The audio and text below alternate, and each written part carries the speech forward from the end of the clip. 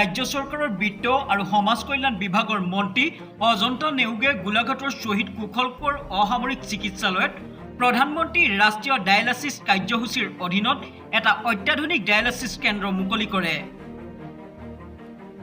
এই কেন্দ্ৰটোত এদিনত 3টা শিফ্ট মুঠ 6জনকৈ 18জন ৰোগীক সম্পূৰ্ণ বিনামূলীয়াকৈ ডায়ালাইচিছ সেৱা প্ৰদানৰ সুবিধা থাকিব।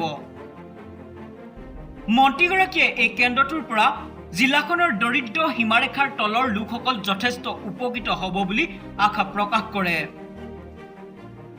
আনহাতে মন্ত্ৰীগৰাকীয়ে কোভিডত স্বামীহাৰা হোৱা মহিলালৈ মুখ্যমন্ত্ৰীৰ সাহায্য আঁচনিৰ অধীনত জিলাখনৰ মুঠ 7গৰাকী বিধৱা মহিলাক 2.5 লাখ টকাকৈ চেক প্ৰদান কৰে।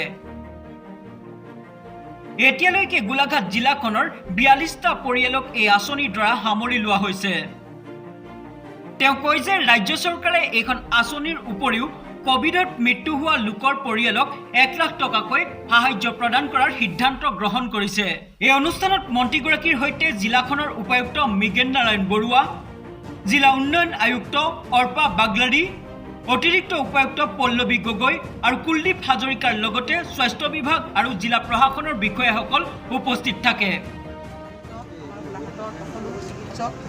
চিকিৎসা কৰ্মীসকলকো বিশেষভাৱে ধন্যবাদ জ্ঞাপন কৰিছোঁ। আজি যিটো ডায়ালিচিছ ইউনিট আমি ইয়াত উদ্বোধন কৰিলোঁ, ইয়াত প্ৰত্যেক দিনে 3টা শিফ্টত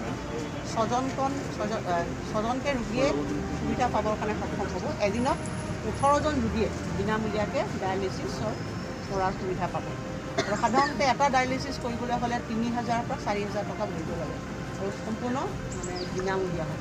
গতিকে আশা কৰিছোঁ যে এই ডায়ালিচিছ কেন্দ্ৰটোৰ পৰা গোলাঘাটৰ যথেষ্টখিনি দৰিদ্ৰ ৰোগীসকলে গোলাঘাটৰ পৰা জয়ন্ত কুমাৰ গগৈৰ ৰিপৰ্ট, নিজা খবৰ।